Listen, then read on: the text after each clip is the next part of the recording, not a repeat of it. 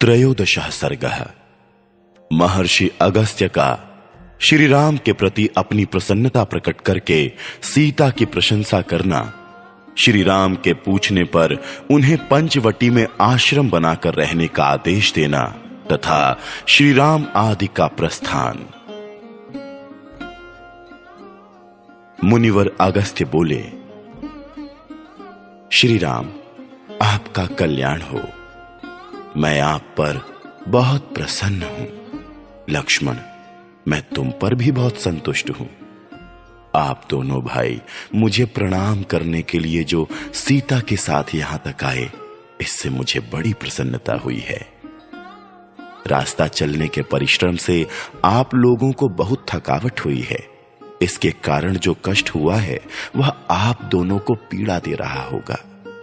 मिथिलेश कुमारी जानकी भी अपनी थकावट दूर करने के लिए अधिक उत्कंठित है, यह बात स्पष्ट ही जान पड़ती है। यह सुकुमारी है और इससे पहले इसे ऐसे दुखों का सामना नहीं करना पड़ा है। वन में अनेक प्रकार के कष्ट होते हैं, फिर भी यह पति प्रेम से प्रेरित होकर यहां आई है। श्री राम, जिस प्रकार सीता का यहां मन लगे, जैसे भी यह प्रसन्न रहे, वही कार्य आप करें। वन में आपके साथ आकर इसने दुष्कर कार्य किया है।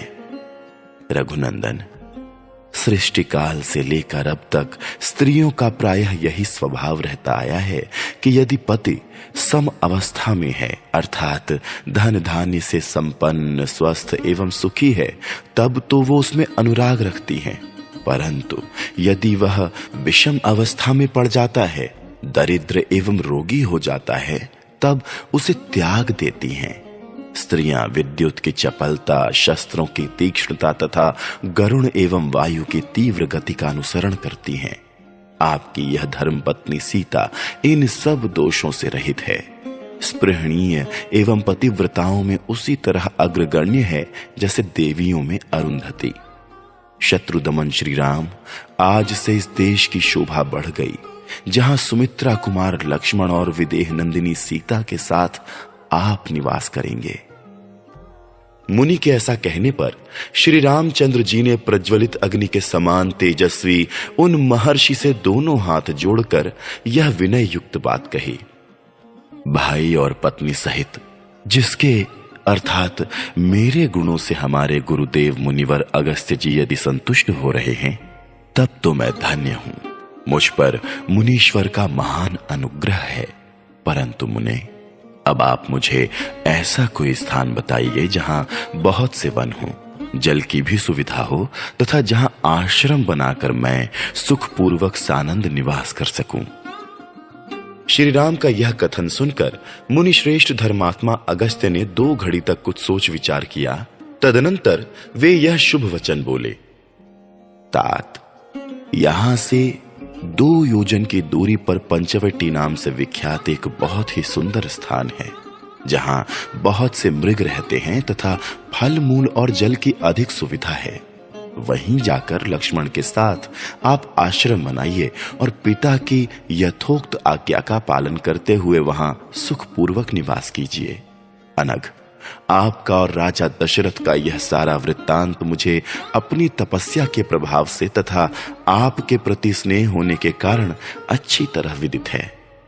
आपने तपोवन में मेरे साथ रहने की और वनवास का शेष समय यहीं बिताने की अभिलाषा प्रकट करके भी जो यहां से अन्यत्र रहने योग्य स्थान के विषय में मुझसे पूछा है, इसमें आपका हार्दिक अभिप्राय क्या है, यह मैंने अपने तपोबल से जान लिया है।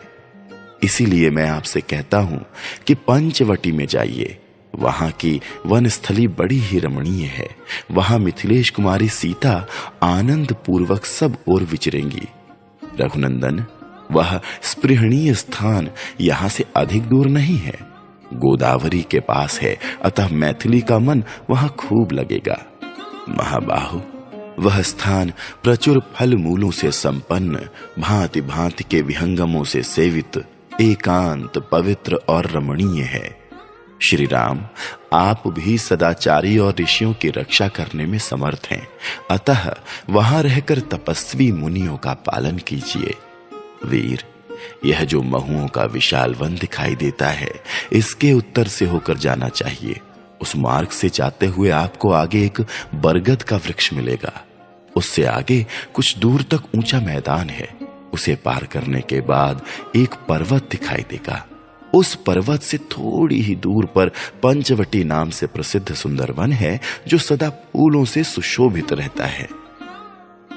महर्षि अगस्त्य के ऐसा कहने पर लक्ष्मण सहित श्री राम ने उनका सत्कार करके उन सत्यवादी महर्षि से वहां जाने की आज्ञा मांगी। उनकी आज्ञा पाकर उन दोनों भाइयों ने उनके चरणों की वंदना की और सीता के साथ वे पंचवटी नामक आश्रम की ओर चले। राजकुमार श्री राम और लक्ष्मण ने पीठ पर तरकस बांध हाथ में धनुष ले लिए। वे दोनों भाई समरांगणों में कातरता दिखाने वाले नहीं थे। वे दोनों बंधु महर्षि के बताए हुए मार्ग से बड़ी सावधानी के साथ पंचवटी की ओर प्रस्थित हुए। चतुर्दशः सर्गः। पंचवटी के मार्ग में जटायु का मिलना और श्री राम को अपना विस्तृत परिचय देना। पंचवटी जाते समय बीच में श्री रामचंद्र जी को एक विशाल काय गृध्र मिला, जो भयंकर पराक्रम प्रकट करने वाला था। वन में बैठे हुए उस विशाल पक्षी को देखकर महाभाग श्री राम और लक्ष्मण ने उसे राक्षस ही समझा और पूछा, आप कौन हैं? तब उस पक्षी ने बड़ी मधुर और कोमल वाणी में उन्हें प्रसन्न करते हुए से कहा, बेटा, मुझे अपने पिता का मित्र समझो। पिता का मित्र जानकर श्री रामचंद्र जी ने गृध्र का आदर किया और शांत भाव से उसका कुल एवं नाम पूछा। श्री राम का यह प्रश्न सुनकर उस पक्षी ने उन्हें अपने कुल और नाम का परिचय देते हुए समस्त प्राणियों की उत्पत्ति का क्रम ही बतलाना आरंभ किया। महाबाहु रघुनंदन, पूर्व काल में जो जो प्रजापति हो चुके हैं, उन सब का आदि से ही वर्णन करता हूं। सुनो। उन प्रजापतियों में सबसे प्रथम कर्दम हुए, तदनंतर दूसरे प्रजापति का नाम विकृत हुआ, तीसरे शेष, चौथे संश्रय और पांचवें प्रजापति पराक्रमी बहुपुत्र हुए। छठे स्थाणु, सातवें मरीचि, आठवें अत्रि, नवें महान शक्तिशाली क्रतु, 10वें पुलस्त्य, 11वें अंगिरा, 12वें प्रचेता और 13वें प्रजापति पुलह हुए। 14वें दक्ष, 15वें विवस्वान, 16वें अरिष्टनेमि एवं 17वें प्रजापति महातेजस्वी कश्यप हुए। रघुनंदन, यह कश्यप जी अंतिम प्रजापति कहे गए हैं। हे महायशस्वी श्री राम, प्रजापति दक्ष के 60 यशस्विनी कन्याएं हुई, जो बहुत ही विख्यात थीं। उनमें से 8 सुंदरी कन्याओं को प्रजापति कश्यप ने पत्नी रूप में ग्रहण किया, जिनके नाम इस प्रकार हैं: अदिति, दिति, दनु, कालका, ताम्रा, क्रोधवशा, मनु और अनला। तदनंतर उन कन्याओं से प्रसन्न होकर कश्यप जी ने फिर उनसे कहा, देवियों, तुम लोग ऐसे पुत्रों को जन्म दोगी जो तीनों लोकों का भरण पोषण करने में समर्थ और मेरे समान तेजस्वी होंगे। महाबाहु श्री राम, इनमें से अदिति, दिति, दनु और कालका, इन चारों ने कश्यप जी की कही हुई बात को मन से ग्रहण किया, परंतु शेष स्त्रियों ने उधर मन नहीं लगाया। उनके मन में वैसा मनोरथ उत्पन्न नहीं हुआ। शत्रुओं का दमन करने वाले रघुवीर, अदिति के गर्भ से 33 देवता उत्पन्न हुए। 12 आदित्य, 8 वसु, 11 रुद्र और 2 अश्विनी कुमार। शत्रुओं को ताप देने वाले श्री राम ये ही 33 देवता हैं। तात, दिति ने दैत्य नाम से प्रसिद्ध यशस्वी पुत्रों को जन्म दिया। पूर्व काल में वन और समुद्रों सहित सारी पृथ्वी उन्हीं के अधिकार में थी। शत्रुदमन, दनु ने अश्वग्रीव नामक पुत्र को उत्पन्न किया और कालका ने नरक एवं कालक नामक 2 पुत्रों को जन्म दिया। ताम्रा ने क्रौंची, भासी, शेनी, धृतराष्ट्री तथा शुकी, इन 5 विश्व विख्यात कन्याओं को उत्पन्न किया। इनमें से क्रौंची ने उल्लुओं को, भासी ने भास नामक पक्षियों को, शेनी ने परम तेजस्वी शेनों और गीधों को तथा धृतराष्ट्री ने सब प्रकार के हंसों और कलहंसों को जन्म दिया। श्री राम, आपका कल्याण हो। उसी भामिनी धृतराष्ट्र ने चक्रवाक नामक पक्षियों को भी उत्पन्न किया था। ताम्रा की सबसे छोटी पुत्री शुकी ने नता नाम वाली कन्या को जन्म दिया। नता से विनता नाम वाली पुत्री उत्पन्न हुई। श्री राम क्रोधवशा ने अपने पेट से 10 कन्याओं को जन्म दिया, जिनके नाम हैं मृगी, मृगमंदा, हरि, भद्रमदा, मातंगी, शार्दूली, श्वेता, सुरभि, सर्वलक्षण संपन्ना सुरसा और कद्रुका। नरेशों में श्रेष्ठ श्री राम मृगी की संतान सारे मृग हैं और मृगमंदा के ऋक्ष, श्रीमर और चमर। भद्रमदा ने इरावती नामक कन्या को जन्म दिया, जिसका पुत्र है ऐरावत नामक महान गजराज, जो समस्त लोकों को अभीष्ट है। हरि की संतानें हरि तथा तपस्वी वानर तथा गोलांगूल हैं। क्रोधवशा की पुत्री शार्दूली ने व्याघ्र नामक पुत्र उत्पन्न किए। नरश्रेष्ठ मातंगी की संतानें मातंग हैं। काकुत्स्थ श्वेता ने अपने पुत्र के रूप में एक दिग्गज को जन्म दिया। श्री राम आपका भला हो। क्रोधवशा की पुत्री सुरभि देवी ने 2 कन्याएं उत्पन्न की, रोहिणी और यशस्विनी गंधर्वी। रोहिणी ने गौओं को जन्म दिया और गंधर्वी ने घोड़ों को ही पुत्र रूप में प्रकट किया। श्री राम सुरसा ने नागों को और कद्रु ने पन्नगों को जन्म दिया। नरश्रेष्ठ महात्मा कश्यप की पत्नी मनु ने ब्राह्मण, क्षत्रिय, वैश्य तथा शूद्र जाति वाले मनुष्यों को जन्म दिया। मुख से ब्राह्मण उत्पन्न हुए और हृदय से क्षत्रिय। दोनों उरुओं से वैश्यों का जन्म हुआ और दोनों पैरों से शूद्रों का। ऐसी प्रसिद्धि है। अनला ने पवित्र फल वाले समस्त वृक्षों को जन्म दिया। कश्यप पत्नी ताम्रा की पुत्री जो शुकी थी, उसकी पौत्री विनिता थी तथा कद्रु सुरसा की बहन कही गई है। इनमें से कद्रु ने 1,000 नागों को उत्पन्न किया, जो इस पृथ्वी को धारण करने वाले हैं, तथा विनिता के 2 पुत्र हुए, गरुण और अरुण। उन्हीं विनिता नंदन अरुण से मैं तथा मेरे बड़े भाई संपाति उत्पन्न हुए। शत्रुदमन रघुवीर, आप मेरा नाम जटायु समझें। मैं शैनी का पुत्र हूं। तात, यदि आप चाहें तो मैं यहां आपके निवास में सहायक होऊंगा। यह दुर्गम वन मृगों तथा राक्षसों से सेवित है। लक्ष्मण सहित आप यदि अपनी पर्णशाला से कभी बाहर चले जाएं तो उस अवसर पर मैं देवी सीता की रक्षा करूंगा। यह सुनकर श्री रामचंद्र जी ने जटायु का बड़ा सम्मान किया और प्रसन्नता पूर्वक उनके गले लगकर वे उनके सामने नतमस्तक हो गए। फिर पिता के साथ जिस प्रकार उनकी मित्रता हुई थी, वह प्रसंग मनस्वी श्री राम ने जटायु के मुख से बारंबार सुना। तत्पश्चात वे मिथिलेश कुमारी सीता को उनके संरक्षण में सौंपकर लक्ष्मण और उन अत्यंत बलशाली पक्षी जटायु के साथ ही पंचवटी की ओर चल दिए। श्री रामचंद्र जी मुनिद्रोही राक्षसों को शत्रु समझकर उन्हें उसी प्रकार दग्ध कर डालना चाहते थे जैसे आग पतिंगों को जलाकर भस्म कर देती है। पंचदशः सर्गः। पंचवटी के रमणीय प्रदेश में श्री राम की आज्ञा से लक्ष्मण द्वारा सुंदर पर्णशाला का निर्माण तथा उसमें सीता और लक्ष्मण सहित श्री राम का निवास। नाना प्रकार के सर्पों, हिंसक जंतुओं और मृगों से भरी हुई पंचवटी में पहुंचकर श्री राम ने उद्दीप्त तेज वाले अपने भाई लक्ष्मण से कहा, सौम्य, मुनिवर अगस्त्य ने हमें जिस स्थान का परिचय दिया था, उनके तथा कथित स्थान में हम लोग आ पहुंचे। यही पंचवटी का प्रदेश है।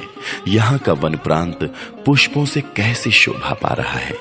लक्ष्मण, तुम इस वन में चारों ओर दृष्टि डालो, क्योंकि इस कार्य में निपुण हो।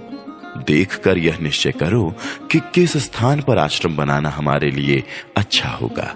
लक्ष्मण, तुम किसी ऐसे स्थान को ढूंढ निकालो जहां से जलाशय निकट हो, जहां विदेह कुमारी सीता का मन लगे, जहां तुम और हम भी प्रसन्नता पूर्वक रह सकें, जहां वन और जल दोनों का रमणीय दृश्य हो, तथा जिस स्थान के आसपास ही समिधा, फूल, कुश और जल मिलने की सुविधा हो।